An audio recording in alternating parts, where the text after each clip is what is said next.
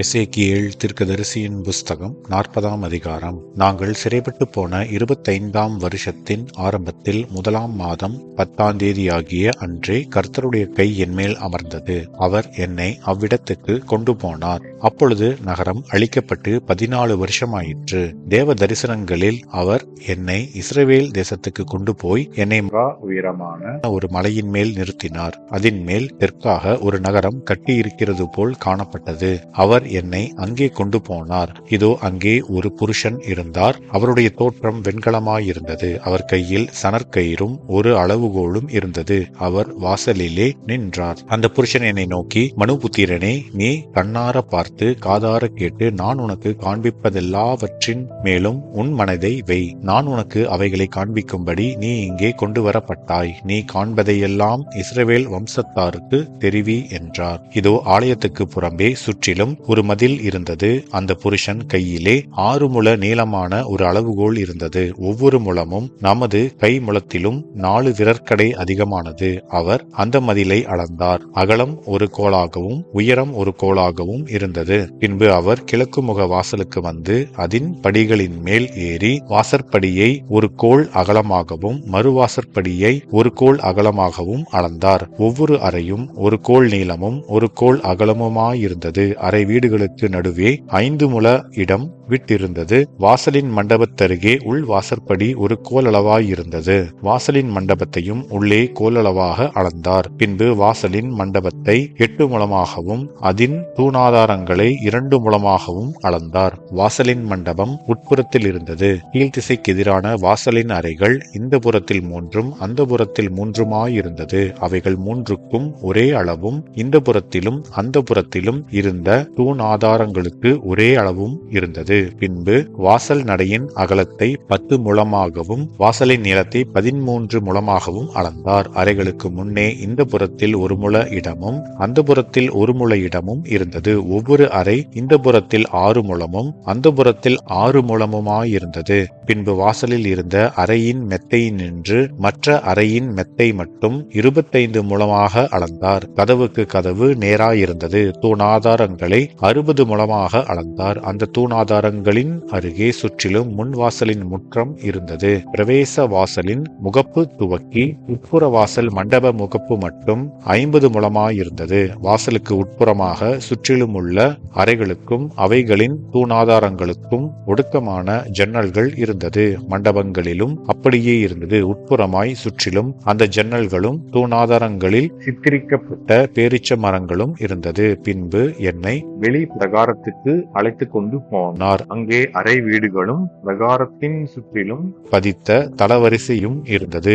அந்த தளவரிசையின் மேல் 30 அறை வீடுகள் இருந்தது. வாசலுக்கு பக்கத்திலும் வாசல்களின் நீளத்துக்கு எதிரிலும் உள்ள அந்த தளவரிசை தாழ்வான தளவரிசையாயிருந்தது. பின்பு அவர் கீழ் வாசலின் முகப்பு துவக்கி உட்பிரகாரத்து புறமுகப்பு மட்டுமுள்ள விசாலத்தை அளந்தார். அது கிழக்கும் வடக்கும் 100 முழமாயிருந்தது. வெளிப்பிரகாரத்துக்கு அடுத்த வடதிசைக்கு எதிரான வாசலின் நீளத்தையும் அகலத்தையும் அளந்தார். அதற்கு இப்புறத்தில் 3 அறைகளும் அப்புறத்தில் 3 அறைகளும் இருந்தது. அதன் தூணாதாரங்களும் அதன் மண்டபங்களும் முதல் வாசலின் அளவுக்கு சரியாயிருந்தது. அதன் நீளம் 50 முழமும் அகலம் 25 முழமுமாயிருந்தது.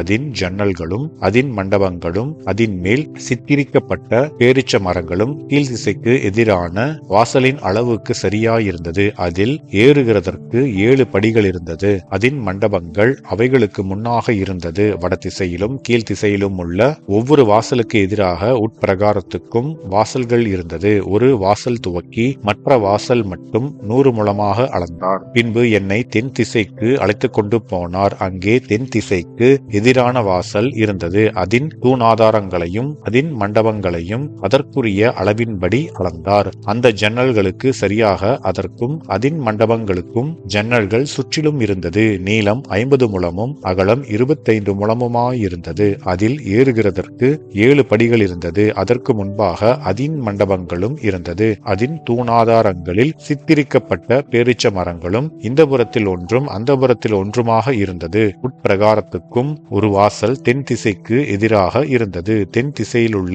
ஒரு வாசல் துவக்கி மற்ற வாசல் மட்டும் 100 முழமாக அளந்தார். பின்பு அவர் தெற்கு வாசலால் என்னை உட்பிரகாரத்துக்கு அழைத்துக் கொண்டு போய் அந்த அளவுக்கு சரியாக தெற்கு வாசலையும் அளந்தார். அதின் அறைகளும் அதின் தூணாதாரங்களும் அதின் மண்டபங்களும் அந்த அளவுக்கு சரியாக இருந்தது. அதற்கும் அதின் மண்டபங்களுக்கும் ஜன்னல்கள் சுற்றிலும் இருந்தது. நீளம் 50 முழமும் அகலம் 25 முழமுமாயிருந்தது. 25 முழ நீளமும் 5 முழ அகலமுமான மண்டபங்கள் சுற்றிலும் இருந்தது. அதின் மண்டபங்கள் வெளி பிரகாரத்தில் இருந்தது. அதின் தூணாதாரங்களில் சித்திரிக்கப்பட்ட பேரீச்ச மரங்களும் இருந்தது. அதில் ஏறுகிறதற்கு 8 படிகள் இருந்தது. பின்பு அவர் கீழ்த்திசை வழியாய் என்னை உட்பிரகாரத்துக்கு அழைத்துக் கொண்டு போய் அந்த அளவுக்கு சரியாக அந்த வாசலையும் அளந்தார். அதின் அறைகளும் அதின் தூணாதாரங்களும் அதின் மண்டபங்களும் அந்த அளவுகளுக்கு சரியாக இருந்தது. அதற்கும் அதின் மண்டபங்களுக்கும் ஜன்னல்கள் சுற்றிலும் இருந்தது. நீளம் 50 முழமும் அகலம் 25 முழமுமாயிருந்தது.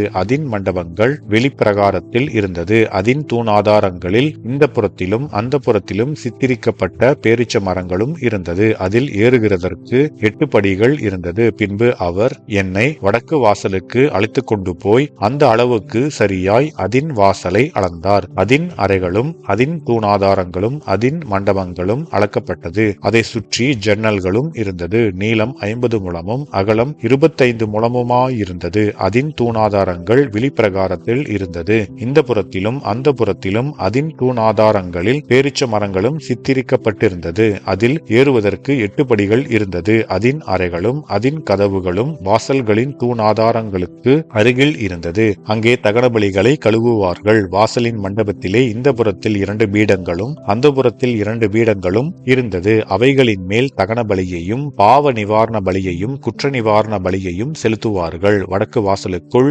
பிரவேசிக்கிறதற்கு ஏறி போகிற வெளிப்புறத்திலே 2 பீடங்களும் வாசலின் மண்டபத்தில் உள்ள மறுபுறத்திலே 2 பீடங்களும் இருந்தது. வாசலின் அருகே இந்த புறத்தில் 4 பீடங்களும் அந்த புறத்தில் 4 பீடங்களும் ஆக 8 பீடங்கள் இருந்தது. அவைகளின் மேல் பலிகளை செலுத்துவார்கள். தகன பலிக்குரிய 4 பீடங்கள் வெட்டின கல்லாய் இருந்தது. அவைகள் 1.5 முழ நீளமும் 1.5 முழ அகலமும் 1 முழ உயரமுமாயிருந்தது. அவைகளின் மேல் தகன பலிகளையும் மற்ற பலிகளையும் செலுத்துகிற ஆயுதங்களை வைப்பார்கள். 4 விரற்கடையான முளைகள் உள்ளே சுற்றிலும் வரிசையாய் அடிக்கப்பட்டிருந்தது. செலுத்தும் பலிகளின் மாம்சம் பீடங்களின் மேல் வைக்கப்படும். உட்பிரகாரத்திலே உள் வாசலுக்கு புறம்பாக சங்கீதக்காரரின் அறை வீடுகள் இருந்தது.